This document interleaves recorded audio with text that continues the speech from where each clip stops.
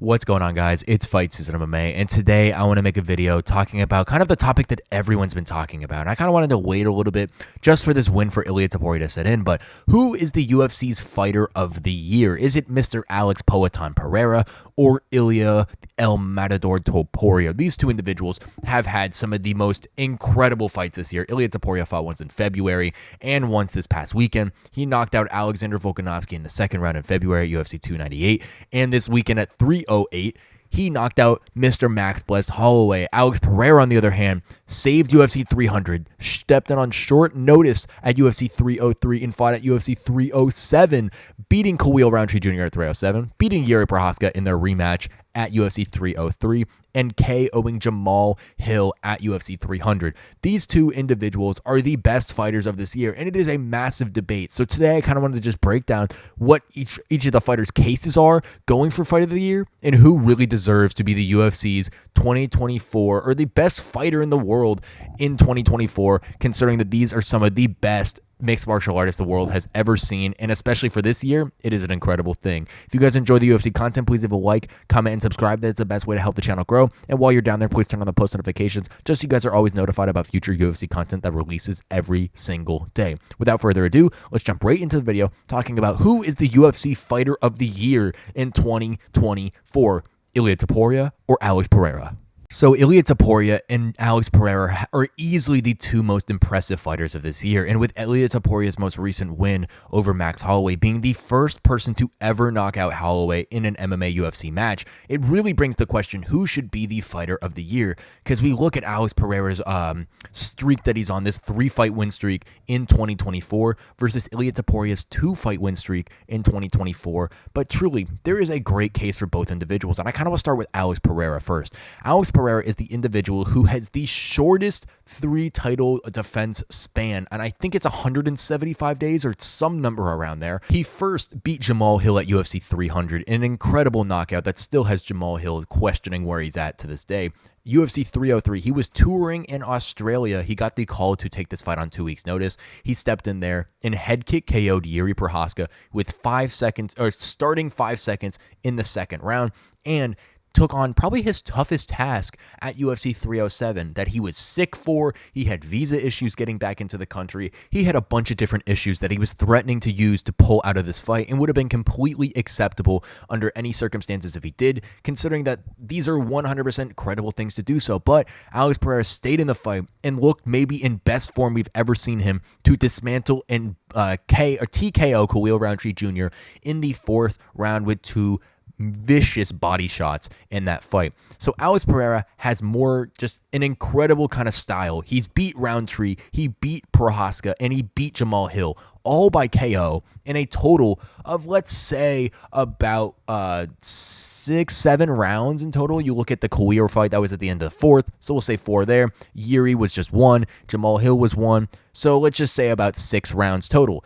But then we go to Ilia Topuria, and Ilia Topuria knocked out Max Holloway in the 3rd round. Max Holloway's never been dropped. I kind of mentioned that prior. Max Holloway's fought the likes of Dustin Poirier, Conor McGregor, Alexander Volkanovski, Justin Gaethje. He's fought so many insane fighters inside the UFC lightweight and featherweight division, and the person to do it, to knock him out, is Mr. Ilia El Matador Topuria, of all people. Furthermore, Ilia won the belt in February of this year when he KO'd the long-reigning featherweight champion Alexander Volkanovski, a man that looked just undefeated in every single featherweight bout that he's ever had inside the organization. Now, I understand that he might have a quote-unquote weaker chin when from that fight, or in that fight, after he fought Islam Makhachev on 10 days' notice or so at UFC 294, but I don't think that there's any version of Volkanovski that really could have ate that right overhand that Ilia Topuria threw,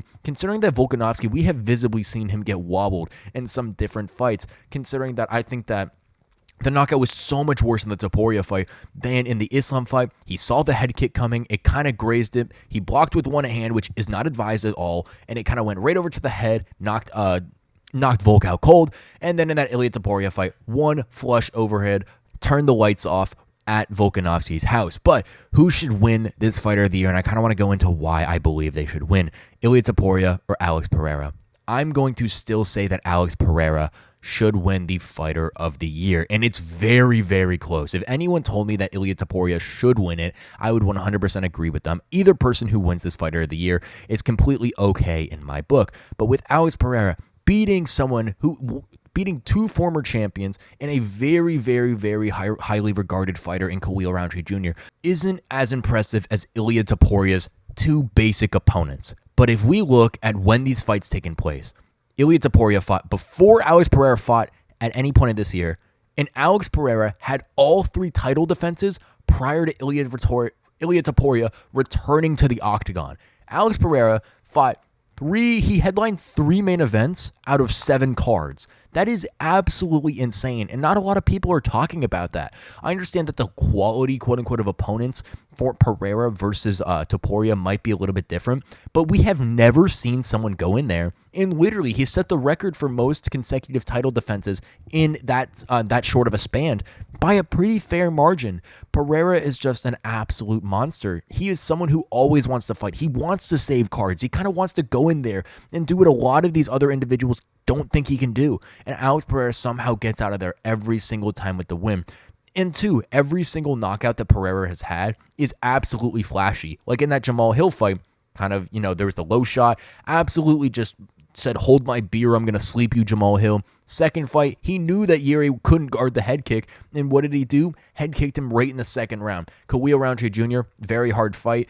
4th round, he turned into prime Anderson Silva, where he was dodging, ducking combos like Conor McGregor, doing all this type of stuff, and piecing him up straight on the feet in an incredible fashion. Now, like I said, Ilia Topuria has got an incredible resume this year. Beating Volkanovski and beating Max Holloway is probably the most impressive start to a UFC title reign that the UFC has seen in a very long time when we're looking at quality. Now, the biggest thing that I do have against Ilia Topuria is he doesn't fight that frequently. He really only fights once to twice a year, and that's a very big difference considering that Ilia Topuria and Alex Pereira are competing for the same award, and I am more apt to give it to the more, fighter who wants to fight more often. I know Alex Pereira said that he wanted to take a break after UFC 303, and his break was 4 events. That's like 3 months or 4 months, some crazy number like that.